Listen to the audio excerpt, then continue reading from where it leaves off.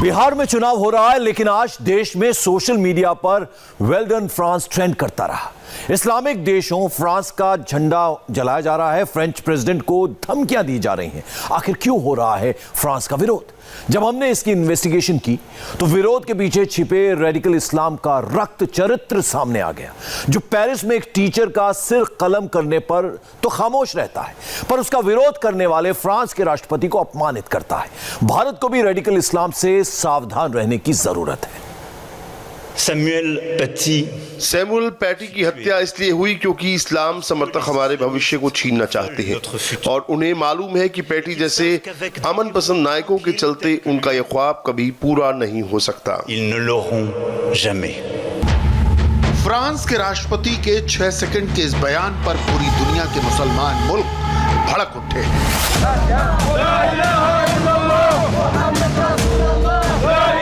Turkey, Pakistan, Saudi अरब, Qatar, Kuwait, यहां तक कि दाने दाने को मोहताज लेबनान और फिलिस्तीन में फ्रांस के खिलाफ प्रदर्शन हो रहे हैं।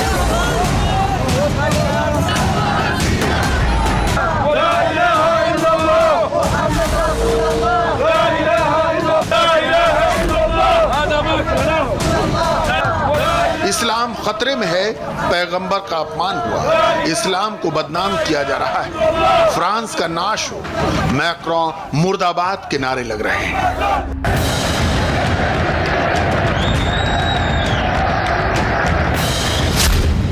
नॉर्थ अफ्रीका में अल्जीरिया, सूडान और मिस्र से लेकर मिडिल ईस्ट में सऊदी अरब, कुवैत और जॉर्डन तक, टर्की से लेकर पाकिस्तान तक फ्रेंच प्रोडक्ट के बायकॉट की मुहिम सोशल मीडिया पर चलाई जा रही है। स्टोर से फ्रांस में बने सामान हटाए जा रहे हैं।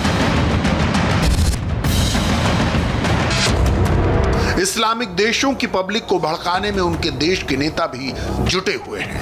मुस्लिम देशों के नेताओं के बीच मैक्रों को टारगेट करने की होड़ लगी है। टर्की के राष्ट्रपति एर्दोगान फ्रांस के प्रेसिडेंट को पागल कह रहे हैं। आखिर मैक्रोन नाम के इस आदमी की समस्या क्या है? वो मुसलमानों और इस्लाम से इतनी नफरत क्यों करता है? खुद को सच्चा मुसलमान बताने वाले पाकिस्तान के prime minister Imran Khan Emmanuel Macron को ट्विटर से टारगेट कर रहे हैं। इस्लाम और पैगंबर मोहम्मद के अपमान का इल्जाम लगा रहे हैं। ये बड़े दुर्भाग्य की बात है कि मैक्रों ने इस्लामोफोबिया को बढ़ाने का काम किया। हिंसक घटनाओं को अंजाम देने वाले आतंकवादियों, फिर चाहे वो मुसलमान हो, श्वेत नस्लवादी या नाजी समर्थक हो, निशाना बनाने की बजाय मैक्रों इस्लाम पर हमला कर रहे हैं। अफसोस की बात है कि मैक्रों जानबूझकर मुसलमानों को भड़का रहे हैं, यहाँ तक कि अपने नागरिकों को भी। इमरान खान ने न सिर्फ मैक्रों को टारगेट किया, बल्कि फेसबुक के चीफ मार्क ज़करबर्ग को चिट्ठी लिखकर यह मांग भी कर डाली कि फेसबुक पर इस्लाम को बदनाम करने वाले कंटेंट को रोकने की व्यवस्था हो। इमरान खान ट्वीट करने और चिट्ठी लिखने तक सीमित रहे, मगर उनके विदेश मंत्री शाह महमूद कुरैशी तो बहुत आगे निकल गए। कुरैशी ने पाकिस्तान में फ्रांस के राजदूत को तलब करके फटकार लगाई और पूरी दुनिया से गुजारिश कर डाली कि विश्व के 1.5 अरब मुसलमानों के नाम पर साल में एक दिन मुस्लिम उम्मा की सॉलिडेरिटी का मनाया जाए। आज ही जो फ्रांस के सफीर इस्लामाबाद को उनको तलब किया है दफ्तर खारजा में, और हम उन्हें डीमार्च करेंगे। पाकिस्तान के जज्बात और मुसलमानों के जज्बात, इस पर पूरी उम्मा मुत्तफिक है। मैं नहीं समझता कि इस इशू पर कोई तकसीम मुझे दिखाई देती है। हम अपने जज्बात उनके सामने रखेंगे। फ्रांस के जो सदर का बयान है, मुझे उसमें बेहिसी दिखाई देती है। मैं इसलिए कह रहा हूँ बेहिसी दिखाई देती है कि उन्होंने इस बयान से माशरे को जोड़ने की बजाय मजीद तकसीम किया है, और वो ज़हन-नशीन नहीं कर पा रहे कि फ्रांस में भी बेपनाह मुसलमान बसते हैं और उनमें गम गुस्सा है। सवाल यह है कि आखिर दुनिया भर के मुस्लिम लीडर क्यों भड़के हुए हैं? दुनिया के तमाम देशों के मुसलमान सड़कों पर क्यों हैं? वो फ्रांस के प्रेसिडेंट से खफा क्यों हैं? इस पूरे विवाद की शुरुआत 16 अक्टूबर को हुई थी, जब फ्रांस की राजधानी पेरिस में एक स्कूल टीचर सैमुअल पैटी की हत्या कर दी गई। सैमुअल पैटी की हत्या पेरिस में उनके स्कूल के बाहर की गई। पैटी का हत्यारा चेचन मूल का 18 बरस का अब्दुल्लाह एंजोरोव था। एंजोरोव ने पैटी की हत्या इसलिए की क्योंकि पैटी ने अपनी क्लास में मुसलमानों के आखिरी पैगंबर मोहम्मद का एक कार्टून छात्रों को दिखाया था।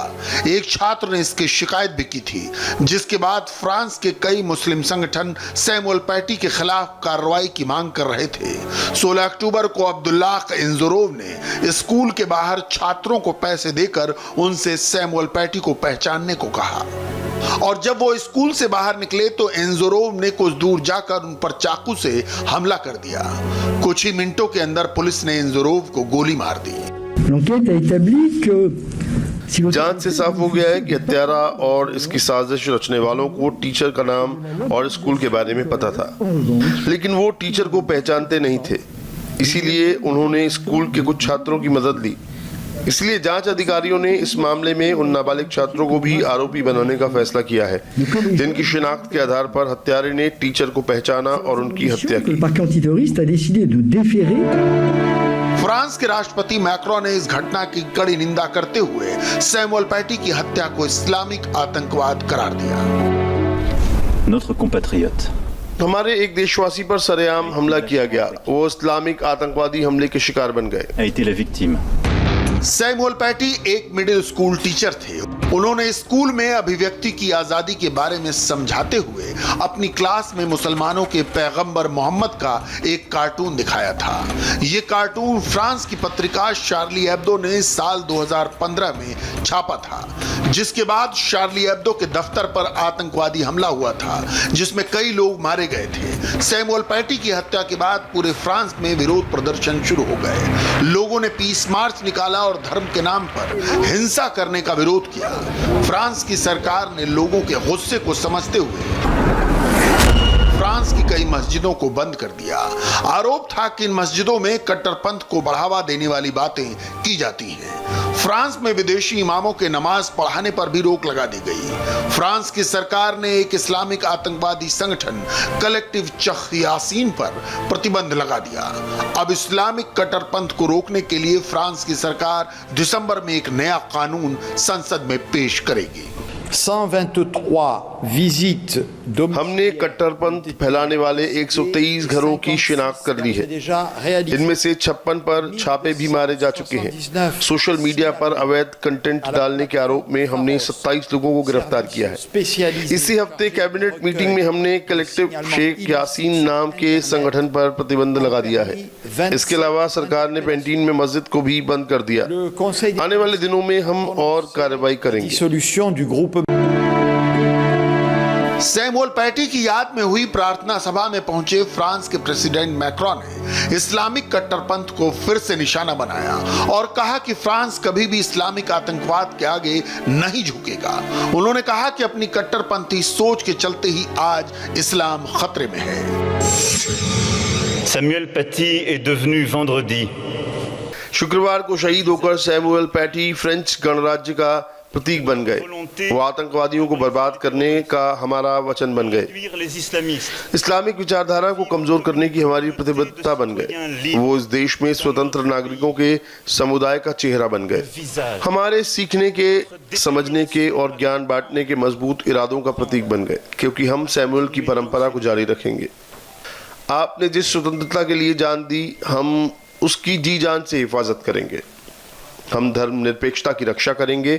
हम कैरिकेचर और ड्राइंग पर प्रतिबंध बिल्कुल नहीं लगाएंगे, भले ही कुछ लोग इसका विरोध करें। que vous enseignez si bien et nous porterons haut la laïcité। France के राष्ट्रपति के इसी बयान को लेकर दुनिया के कई मुस्लिम नेताओं ने उन पर जबानी हमले किए, इस्लाम को बदनाम करने का इल्जाम लगाया। खुद को दुनिया भर के मुसलमानों का खलीफा साबित करने में जुटे टर्की के राष्ट्रपति रेसिप तैयप अर्दोआन इस रेस में सबसे आगे निकल गए।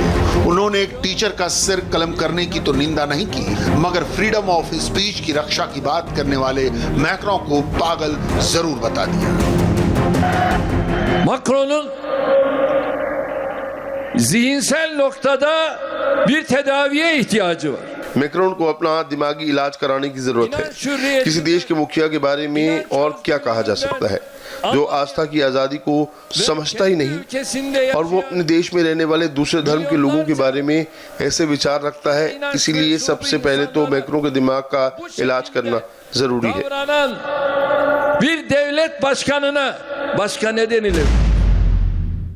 टर्की ने फ्रेंच प्रेसिडेंट को टारगेट किया तो खुद को सबसे पाक मुस्लिम मुल्क बताने वाला पाकिस्तान कैसे पीछे रहता है। इमरान खान ने धड़ाधड़ ट्वीट किए, मैक्रों पर मुसलमानों को बांटने का इल्जाम ठोका और पाकिस्तान के चैनलों पर इस्लाम के अपमान की बहस तक चढ़ गई। किसी ने भी सैमुअल पैटी की हत्या के खिलाफ एक शब्द नहीं बोला।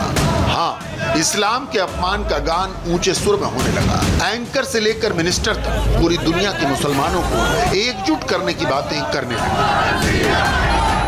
हम समझते हैं कि वक्त आ गया है और इस पर एक कलेक्टिव फैसला होना चाहिए और दुनिया के जो मुहज़्ज़िब ममालिक हैं उन्हें इसकी इब्तिदा करनी चाहिए, आगाज करना चाहिए। यूरोप में इंसानी हकूक और जज्बात की बड़ी कदर की जाती है, तो मैं समझता हूं कि उन्हें पहल करनी चाहिए। दुनिया भर के मुसलमानों की नाराजगी इस बात को लेकर है कि फ्रांस के राष्ट्रपति ने सच क्यों बोल दिया, कट्टरपंथ को लेकर इस्लाम को निशाना क्यों बनाया। फ्रांस के राष्ट्रपति ने आस्था की आजादी से ज्यादा फ्रीडम ऑफ स्पीच को क्यों तरजीह दी, इस्लामिक आतंकवाद कहकर इस्लाम का अपमान क्यों किया। अभी हम जरा एक और टॉपिक पे बात करते हैं और ये वो मौजू है जो हमारे दिल से, हमारे अकीदों से बहुत करीब है। रबीउल अव्वल के महीने में फ्रांस में जो कुछ हुआ, पूरा आलम इस्लाम उसके खिलाफ एहतजाज कर रहा है। हम भी सरापा एहतजाज हैं। फ्रांस के राष्ट्रपति मैक्रों का गुनाह बस इतना है कि वो अपने देश के लोगों की अभिव्यक्ति की आजादी को लेकर झुकने को तैयार नहीं है। मैक्रों ने इस्लामिक कट्टरपंथ के खिलाफ और कड़ी कार्रवाई का वादा किया है। वो इसके लिए एक नया कानून बनाने वाले हैं और अपने देश की जनता के अधिकारों के लिए मैक्रों का खड़ा होना मुस्लिम नेताओं को बर्दाश्त नहीं है। तो कराची से काहिरा तक फ्रांस के उत्पादों के बहिष्कार की मुहिम चलाई जा रही है। सऊदी अरब से सूडान तक सोशल मीडिया पर फ्रेंच प्रेसिडेंट को गालियां दी जा रही हैं। लेकिन फ्रांस के प्रेसिडेंट ने कह दिया है कि वो इन धमकियों के आगे बिल्कुल नहीं झुकेंगे। अर्दोआन और इमरान खान के बयानों और मुस्लिम देशों में फ्रांस के सामान के बहिष्कार की मुहिम के बावजूद फ्रांस के राष्ट्रपति ने ट्वीट किया, हम झुकेंगे नहीं, कभी नहीं। हम अमन के लिए हर मतभेद का सम्मान करते हैं, लेकिन हम नफरत भरी बयानबाजी को बर्दाश्त नहीं करेंगे। हम तार्किक बहस के लिए तैयार हैं। हम लोगों के सम्मान और सार्वजनिक मूल्यों के लिए हमेशा खड़े होते रहेंगे। फ्रांस की सरकार ने कहा कि अरब देशों में फ्रांस के सामान के बहिष्कार की बातें बस एक छोटा सा कट्टरपंथी तबका कर रहा है। राष्ट्रपति ने अरब देशों में विरोध प्रदर्शनों को ठेंगा दिखाते हुए अरबी में भी ट्वीट करके धमकियों के आगे न झुकने की बात दोहराई। फ्रांस में करीब 60 लाख मुसलमान रहते हैं। इनमें से अधिकतर मुसलमान फ्रांस के पूर्व उपनिवेशों से आए हैं। पिछले कुछ वर्षों के दौरान फ्रांस के मुसलमानों के बीच कट्टरपंथ के प्रति झुकाव बढ़ रहा है। फ्रांस के 40% मुसलमान संविधान से ज्यादा धर्म में आस्था रखते हैं। फ्रांस में मुसलमानों के बीच बढ़ते कट्टरपंथ की वजह से वहां के कुछ गिने चुने मुस्लिम नेताओं ने ही सैमुअल पैटी की हत्या की आलोचना की। बड़े अफसोस की बात है कि ये इस्लाम के नाम पर एक छलावा है। खासतौर से इस्लाम के राजनीतिक जाल में हमारे बच्चे फंस गए हैं। नतीजा ये कि वो शैतान बन गए हैं, हत्यारे बन गए हैं। इस्लामिक कट्टरपंथ के खिलाफ मैक्रों के कड़े रुख का फ्रांस की सभी पार्टियों ने समर्थन किया है।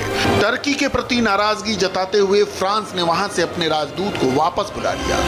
उम्मीद यही की जानी चाहिए कि इस्लामिक कट्टरपंथ के खिलाफ इस जंग में फ्रांस की जीत हो।